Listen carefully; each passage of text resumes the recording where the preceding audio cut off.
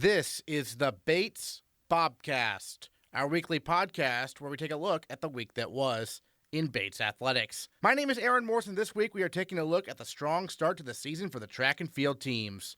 Plus, the swimming and diving programs defeated Middlebury on the road Sunday, and the Bobcats' top women's squash player was honored by the NESCAC. All that and more coming up on the Bates Bobcast.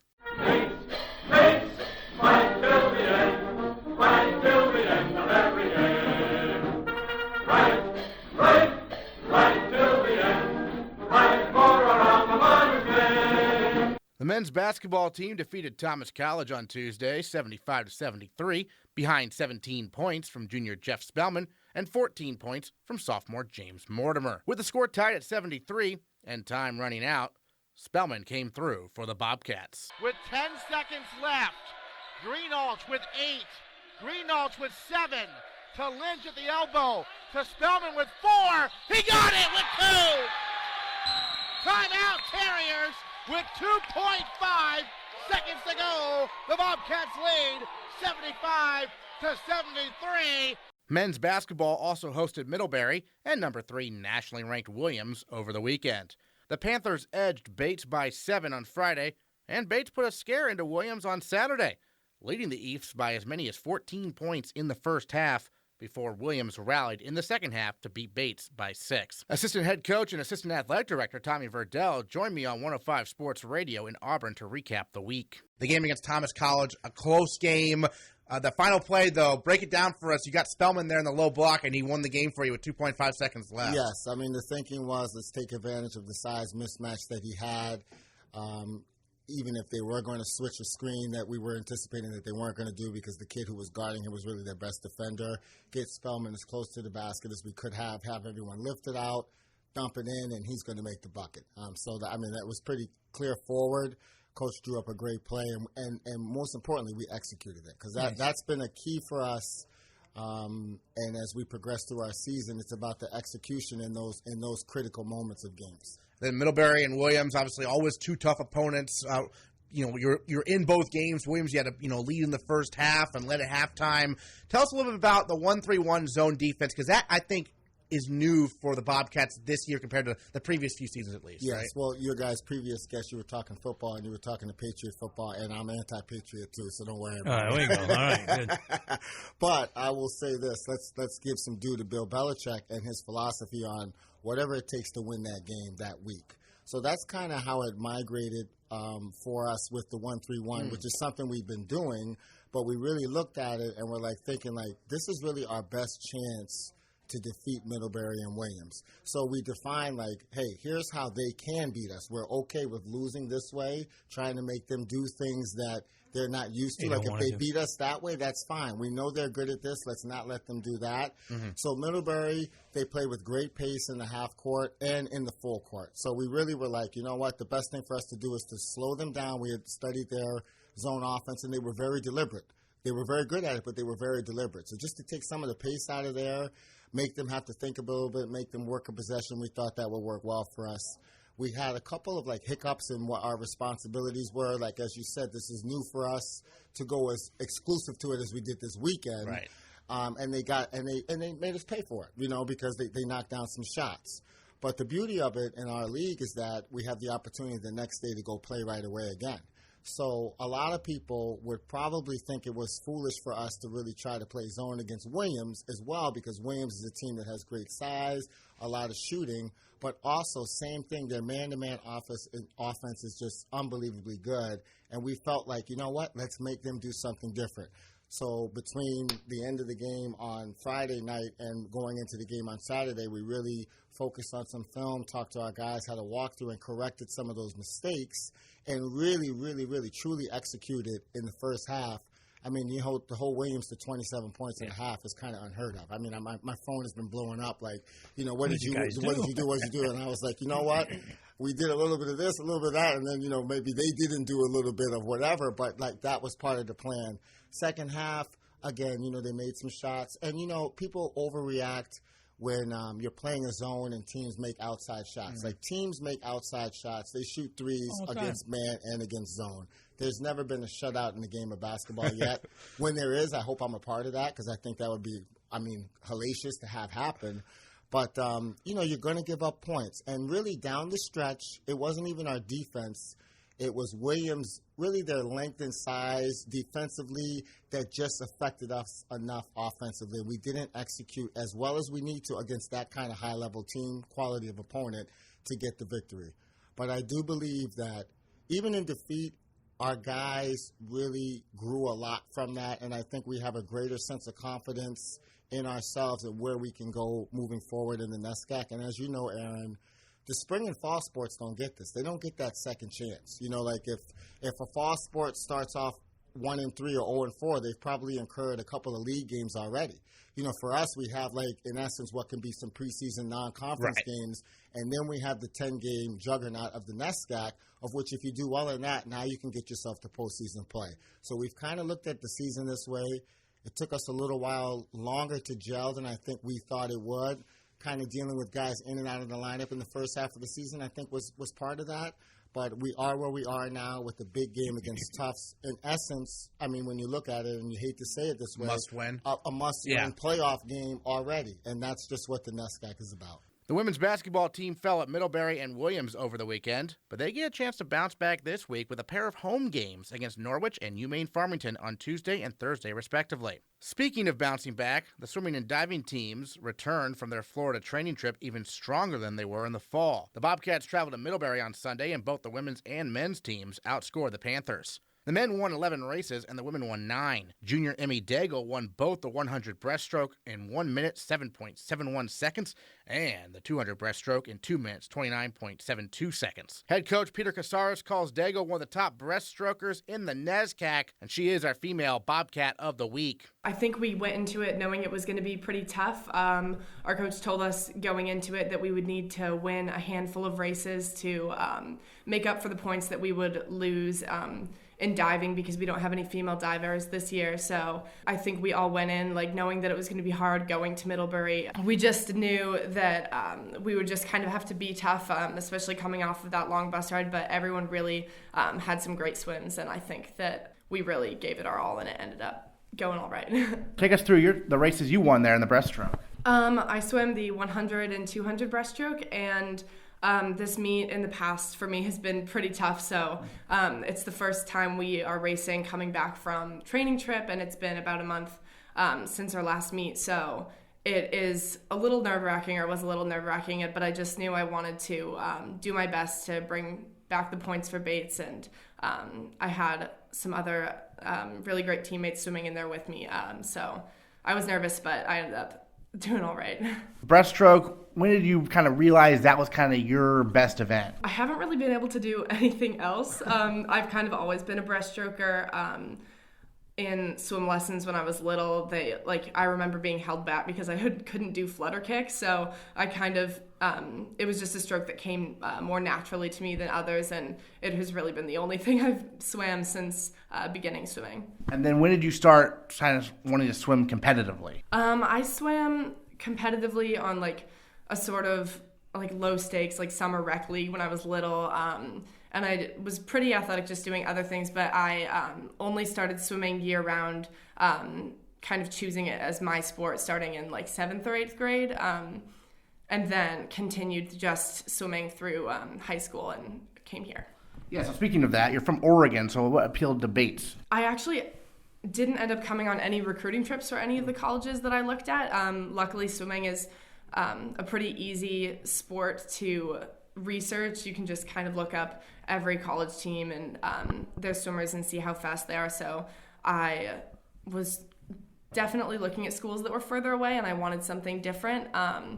And I knew about Bates because my cousin had graduated from here in 2012, so I kind of did some research on the team, and it looked like a really good place where people grow as swimmers and as people. And I know that there's been a lot of improvement on the team over the years. I saw that when I was a senior, they had really been moving up in the rankings in the NESCAC, and I was just really excited about that. So I made the decision to come here. And what did Coach Casares say to you when you said you wanted to join the swim team?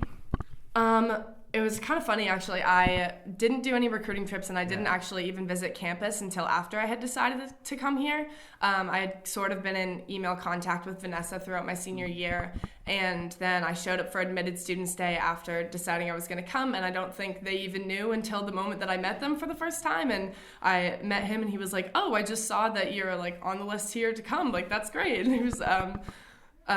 it was pretty fun to meet them for the first time, and it was like, I think they were a little shocked, but that I had actually decided to come without ever meeting anyone, but it was pretty exciting. So as a junior now, how have you seen your swimming grow over the course of these past few seasons? Every season's really different. I have been trying this year to stay a lot more like level-headed and just kind of trying to have fun with everything. I think in the past I've put a lot of pressure on myself, so this year I'm just really kind of taking things as they come, and it's been really fun just to kind of like grow these past few years. Like, as you gain more experience, you kind of figure out how to handle things better. So I think that with every year, I'm just kind of figuring out how to manage it a little bit better.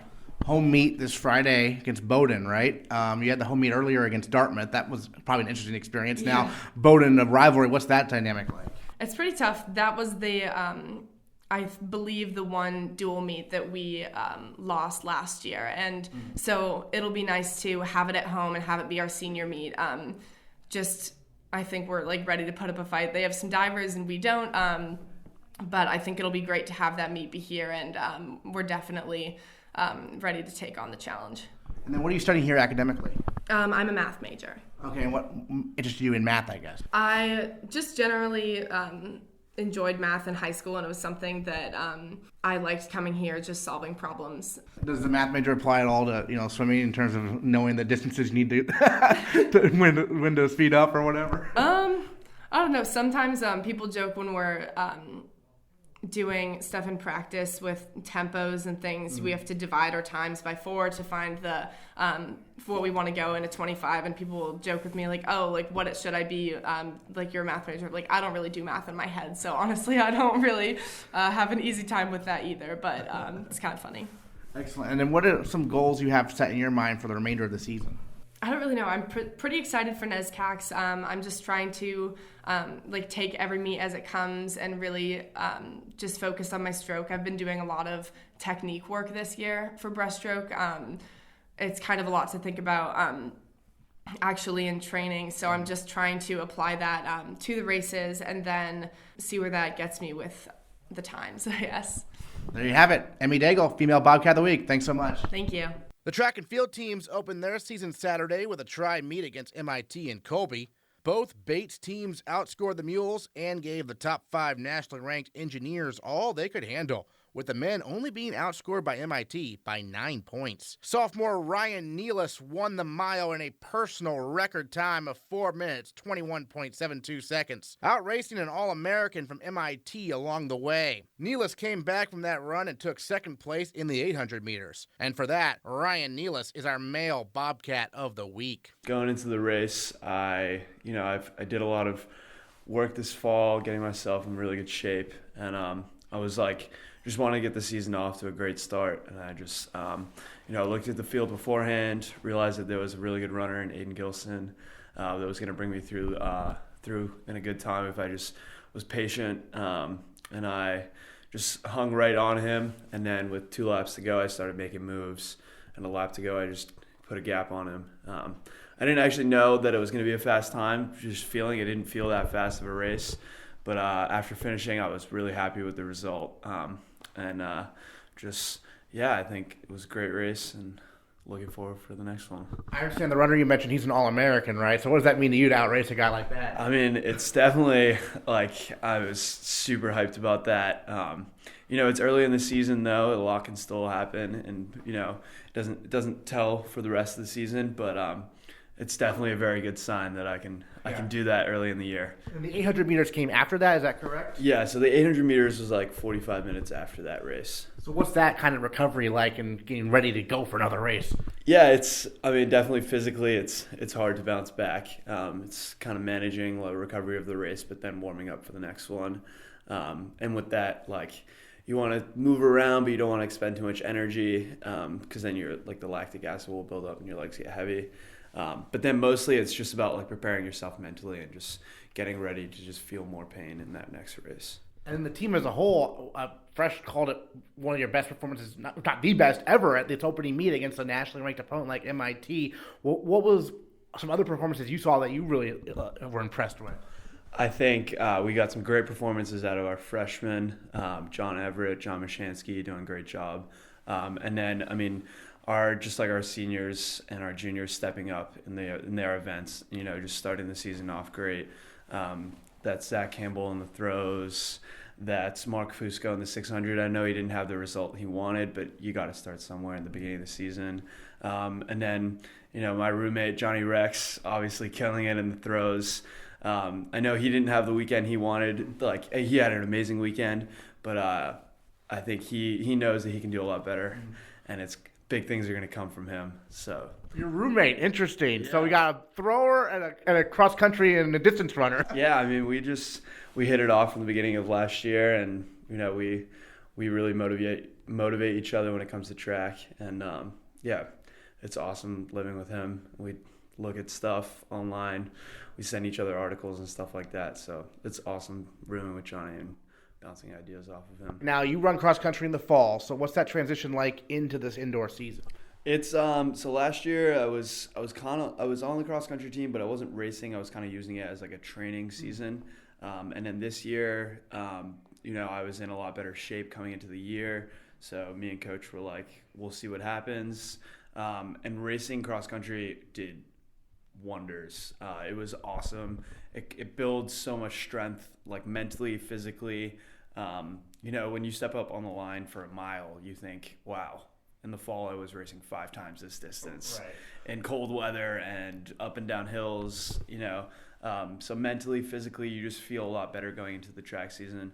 But then you also have to remember that, you're running a lot further and the toll that it's taking on your body physically all fall. You have to, balance that with the, stretching, rolling out, ice baths just to prevent injury.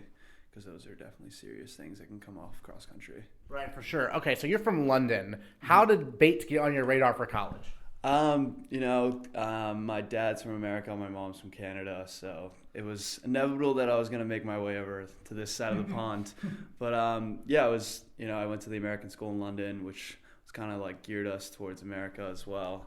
And then my cross country coach in high school actually ran at Bates, and was he was one of Coach's first recruits here at Bates. And he didn't push me to go here, but he planted the seed that I should check it out. I came, visited, and I just fell in love and wanted to come here. What was his name? Matt Tweese. He's actually a 6-time All-American here. Oh, nice. So the competition's on. I'm coming for you, Coach.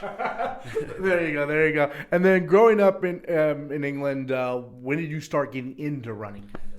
I'd always been running since I was a little kid, but I didn't pick track up until I was in high school. Just one day I was like, you know what? Screw soccer, screw baseball. I'm going to give track a shot. And it turned out it was pretty good, so I was like, I'm going to stick with this. Have you set any goals in your mind for indoor and outdoor season? I mean, we only put names up on the wall for All-American, so that's definitely one that I'm chasing after. I mean, that would be a true honor to achieve that in my sophomore year. Right. But I'm not going to be disappointed. I realize that that's a huge honor, and not 8 people a year get it in an event. So I'm not going to be bummed out if I don't get it. I think as a team, we're definitely chasing that state of Maine championship. Bowdoin robbed us last year of that, so we're hunting for that one again. And then when New England's comes around, we want to retain our place at the top of New England. So, well, not at the top, but one of the top programs in New England. And then, I think personally, the mile is becoming my event. So trying to get a fast time, trying to get on the top 10 list here at Bates, which is very competitive. So we'll see. All right. Ryan Nealis, Male Bobcat of the Week. Thanks so much. Thank you. The women's and men's squash teams both defeated Wesleyan on Senior Day Tuesday by a count of 8-1. While both teams fell at Middlebury and Williams over the weekend, Junior Luca Polgár was named NESCAC Women's Squash Player of the Week after she went 3-0 at the number 1 position to improve her personal record to 7-1 on the season. NESCAC Women's Squash Player of the Week, Luca Polgár, with us here on the Bobcast. And Luca, first of all, your Middlebury opponent, you've played her a lot. The Williams opponent, you've never seen her before. From a squash perspective, how does that change anything, if at all, about the match versus someone you're familiar with versus someone you're not? For me, I usually play people that I've never played before, so the Middlebury opponent is actually an exception. Right. With her, we've played a bunch of times, and it's been back and forth. For me, I like to play her a lot because she challenges me, and when I play her, I know exactly what I have to do, and if I do those things well, I can win. But also there is the other hand, if I don't do everything that I can, then she will win. So that's usually very stressful, and but it is easier for me to get hyped up for that match. For other opponents that I've never played before, it's usually I go in with a set game plan, with the mindset that I have to be ready to change that if that doesn't work. Excellent. And then how'd the Williams match go for you in terms of that person you never played before? So there actually I had to change the game plan. Okay. I went in, I usually go in with an attacking mindset, and because I went in doing that, she used my power that I put in the ball to hit it back to me and attack back. So I had to take the power off from my game and start to play more tight, more lighter than before, and that worked. When you're playing, Kristina Alexova and Vicky Arjun kind of coach you between games. How's that go? Because they're both senior captains. What have you learned from them? Yes, they always coach me. They also always give me great advice. For me, when I come off court, I usually know what I'm doing well, but I'm not doing well, and they help me put together my thoughts and add to that what I personally couldn't see. So it's always helpful. Also, Coach Kosker is usually there to help me too. So I get a lot of help from other people. And yes. You play Kristina a lot in challenge matches and practices, right? How's that go? Kristina challenges me every time. She has a great hand. She has better hands that I've ever seen from anyone before. So I'm always excited to play her. I never know what to expect. Sure, and then I know when Vicky plays, you help coach her. What have you seen from Vicky so far this season? Vicky tries very hard every single one of her matches, and every single time that I coach her, she always takes my advice. Going forward, what's the team's focus right now? Because obviously, Middlebury and Williams, those are key matches. Didn't go the way the Bobcats necessarily wanted. So what's the focus now? What did maybe Coach say to the team afterwards? Yeah, those two matches didn't go as we wanted them to go. But we're very hopeful about this season. Although it is hard because we're missing a lot of people. We're struggling with numbers. But every single one of the girls as I see, are training very, very hard and trying their very best. So I'm very hopeful. You mentioned the numbers. I noticed, some younger folks have to step up and maybe play a little bit higher than they're used to, right? What have you seen from them? Yeah, some people came back from abroad and they're playing higher up than any of us expected them to. But they are trying their very best, and obviously, it's not the position that they're supposed to be playing, so it's very, very challenging for them. But they are training just as hard as any other position. Great. And then you were all academic last year. What are you studying here at Bates?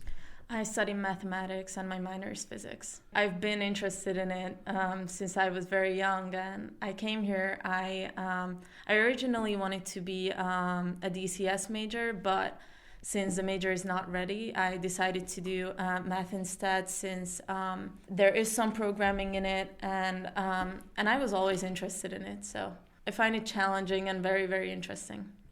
Excellent. And what's maybe one of your favorite classes you've taken so far? Actually, one of my favorite classes was not a mathematics class. It was I think it was nature and environment, something like that. It was about all the aspects on the environment, and we talked a lot about global warming and stuff like that. So that was really, really interesting to me. Going forward, what are some goals you have personally? What are some goals the team has set, in these next few weeks?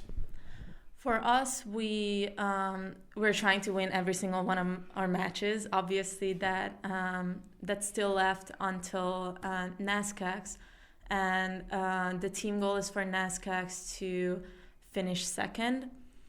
And then nationals, we'll see. We are always trying to shoot for the B flight, but whatever happens, happens. Well, yeah, you'll probably get a shot at winning the Middlebury again, right? Yes, hopefully. Definitely at NESCACs. Yeah. Hopefully we'll see at least one of those teams at NESCACs, yes. Excellent. Luca Polgár, NESCAC Women's Squash Player of the Week. Thanks so much. Thank you. The Alpine and Nordic skiing teams combined to finish 9th out of 17 schools at the St. Lawrence Carnival over the weekend. In Alpine skiing, sophomore Joe Gillis turned in a pair of top 30 finishes, placing 27th in the slalom and a career best 19th in the giant slalom. Joe Gillis with us on the phone here on the Bobcast, talking some Alpine skiing. And, well, Joe, first of all, this opening carnival of the season, how'd you feel go for you? You went 2 top 30 finishes. Must be pretty satisfying, right? Yeah, it was definitely a pretty exciting race for me and the team as a whole. I was really just happy to get some results and some finishes for the team. But I think as a team collectively, I think we were all pretty happy. We all had at least one good day of results for each of us. Yeah, it's so tricky in Alpine because let's say you have a really good first run. There's a lot of pressure on that second run, right? How do you kind of balance the need to finish with the need to go as fast as possible? For me, it's a lot about just trying to go as fast as possible, even when you're set up in that position on the first run. You can't be thinking about the finish, otherwise you're just not going to end up being fast on the second run. And so that was kind of my mindset going into the weekend. I know that was similar for a lot of the other people on the team, and it worked out for me. But I know for some of my teammates, it didn't work out in the same way. Coming into college last year, what were the biggest adjustments to collegiate skiing that you had to make? Definitely some of the biggest collegiate adjustments you have to make is that you go from competing as an individual to now you're competing as a team. That's definitely a big adjustment coming in. Just being more of a team atmosphere and being out there supporting everybody every single run. And I love that aspect about college for sure. And definitely that transition was different for me, and I know for a lot of my teammates as well. And what appealed to Bates for you to come to college and ski and study here? I love the location. I think, Maine is one of the most beautiful places there is. The mountain that we train at, Sunday River, is just incredible. It's probably the best training venue in the East. And so a combination of those two factors, plus, the academic challenges that Bates presents, I think really just made the perfect combination for me to come to school here. And you have a pretty strong sophomore class with you. Tell us about some of your teammates who are also sophomores that came in with you last year and are, growing this season. The sophomore class is definitely awesome. Definitely my best friends out there. I know not all of us had great results this weekend in terms of the sophomore class. I know on Sunday on the non-college race, I know my roommate Calvin Wilson actually had the best result for us, which was really strong. I think he might have had a career best that day. And I know Max Schneider actually had a really big first run of the GS as well for us, moving all the way up from 77 to 35. That was incredible. Moving 40 bibs, that's unheard of in a college race, so that was really exciting as well. So tell us a little bit about what you're studying right now at Bates, and how you balance that with the skiing. Yeah, so right now I'm a econ major with a history minor, and definitely that's pretty intense path, I think, for any student at Bates. It's definitely difficult being a student athlete, especially on the ski team, because we have to travel, almost 2 hours every day back and forth to the mountain. But I think it also really helps me at the same time to stay really focused with my studies and make the most of my time. And so I think for me, just having that core focus of being a skier and being a student, it just helps me work out my time more. Terrific. And then what are some goals you have maybe moving forward this season for yourself and the team? As a team, I think collectively we're, hoping to have 3 guys and girls in the top 30 every weekend. I think that's definitely a goal that's very feasible and something that we can do. And I think ideally we'd like to get maybe a top 5 finish this year in one of the carnivals for us. And then moving forward for myself, I am, looking to kind of continue the streak I'm on right now, those top 30 results. Hopefully I can get another one this coming weekend at UNH. But, we'll see. Anything's possible once you go there. Absolutely. And are the carnivals pretty all similar, or are there some big differences between them you find? There's definitely a difference between the carnivals. The hills are different everywhere you go. Whiteface, where we were this weekend for the St. Lawrence Carnival, is definitely a very technical hill. Definitely very challenging, especially in the slalom event. It's pretty steep. This weekend will also be pretty challenging at UNH for sure. Another technical hill and definitely a really long course. So I'm looking forward to the challenge once I get there, and it should be a lot of fun. All right, Joe Gillis, we'll get out there on the mountain. Thanks so much. Thank you. Junior Kaylin Woods picked up where she left off last year in Nordic skiing, finishing 16th in the freestyle race and 14th in the classical technique race. Meanwhile, Maya Seckinger turned in a terrific pair of performances in her collegiate debut, placing 39th in the freestyle race and 30th in the classical race. Talking some Nordic skiing here on the Bobcast with Maya Seckinger here. And first of all, Maya, tell us about the opening carnival of the season. It was basically your collegiate debut, right? Yeah, it was pretty exciting. I had been to carnivals last year as an assistant coach, sort of, rallying all the girls. But it was a new experience actually racing. It was really fun. Super cold weather, around 0 both days, which was kind of a shock to the system. But yeah, it was pretty good. Yeah, for Nordic, how much does the temperature impact the race speed or anything like that? Well, if it's really cold, like this weekend, it was really slow snow. So a lot slower than normal. But, I mean, you just kind of get used to it. When it's cold, you just tough it out and kind of just have to adjust. How encouraged were you by, the results you put up? Because obviously, 2 pretty solid results for your first race, right? The first day, I was super disappointed, actually. Really? Okay. Yeah, I just had a really bad race. And I guess, like, in skiing, you can't get too worked up about results just because you're racing yourself. So the first day, I was really bummed. And not really because of the results, just I had a bad day. I just felt really out of it. And it was my first skate race back in, 2 years. So that was hard. And then the second day, I just completely changed my mindset. And I was way happier with the race and the results. So I felt good about it. Excellent. So 1 out of 2 is not bad, right? Yeah, exactly. And then, Kaylin Woods is obviously, someone who went to NCAAs last year on your team. I know in running, they try to, run together. Is it? I know sometimes in Nordic it's a mass start, but other times it's one at a time. So how does that work, in terms of working with your teammates, or is that not really come into play? It does on a mass start day. These last 2 races weren't. I mean, I train with Kaylin all the time, and she's someone I love to chase. It's been a great fall just having each other to push. But yeah, I didn't get to race with her at all. I didn't even see her on course. I did see some other teammates, so that's always fun. Just how the intervals went, especially Sunday, because it was 2 laps. So skiing with teammates when you can and cheering them on as you can barely breathe is always fun, and seeing them at the finish is the best. Right. So you grew up in Winthrop, Washington, small town, the North Cascades there in Washington. I'm from Seattle, for full disclosure, so I'm interested in this. What was that like growing up? Obviously a lot of good skiing, and then what appealed to Bates to come out here to Maine?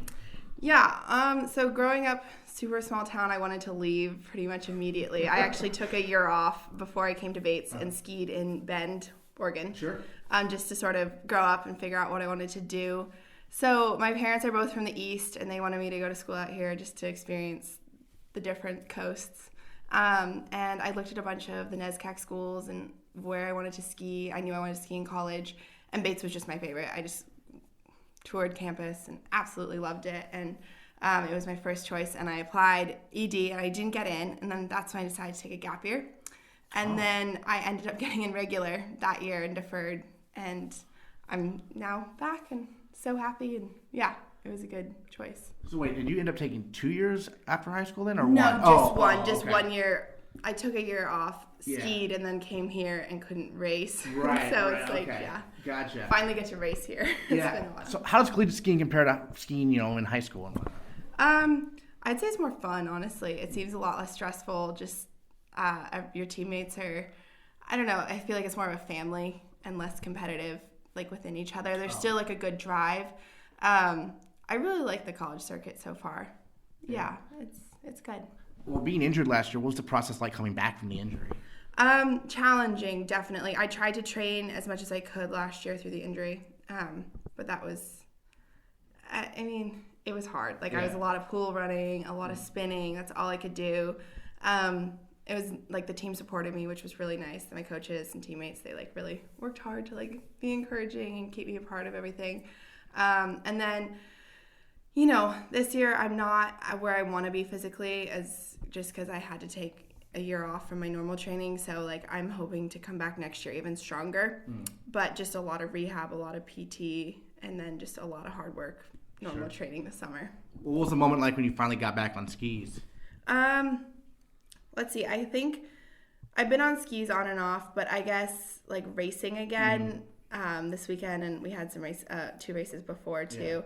It was frustrating for sure. The first few races have been a little bit frustrating because, like, I remember my last really good races, like, I was, you know, top 10 in junior nationals. That was my last race. And then coming back and feeling so out of shape and knowing how I was supposed to feel and not having that speed and strength was, like, hard. And it's been, like, a mental adjustment. But I'm finally, like, after Sunday's race, my mental state has changed, and I think it's going to go up from here. You mentioned off-air that you did some Alpine, you know, skiing recreationally growing up, like a lot of people do, I suppose. What made Nordic the one you wanted to really compete in? I was kind of a wimp when it came to downhill, honestly. I didn't really want to compete in Nordic. I was accidentally signed up for a race by my friend's mom, and I was 6 at the time, and I was, like, kind of upset. And I did it, and I won a lot of candy. And from then on, I was like, okay, if I get a medal in candy, I'll do the sport. So that's how I ended up Nordic racing. I think that's a great way to end it. Maya, thanks so much for joining us on the Bobcast. Thank you so much. Next time on the Bates Bobcast, we'll recap a big week for all Bates winter sports. Swimming and diving hosts its final home meet of the year Friday at 7 p.m. against Bowdoin, and the track and field teams host the Bates Invitational on Saturday against several teams led by the University of Maine. Plus, the men's basketball team hosts Tufts Saturday at 3 p.m. All that and more next time on the Bates Bobcast. Bates, Bates.